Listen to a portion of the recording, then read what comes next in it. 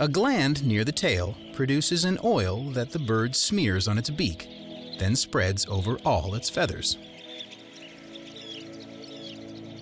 It helps with waterproofing and removes dust and dirt. The sandpipers peck away parasites while smoothing and shaping each feather's position in anticipation of the journey ahead.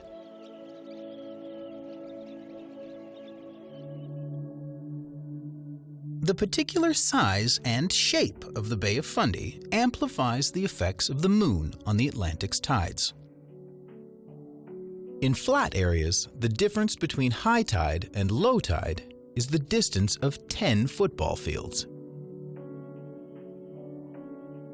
When the tide is in, the mud flats vanish. The rising waters push the semi-palmated sandpipers into a tighter formation.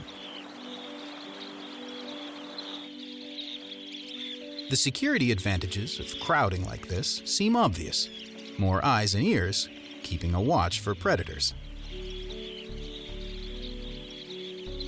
When trouble starts, the whole flock reacts as one.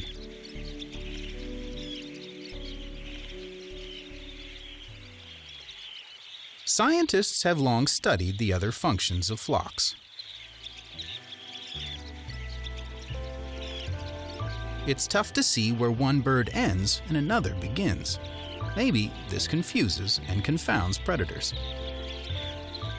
The security of the crowd will soon prove critical. Because high above, somebody is watching. To some predators, the flock of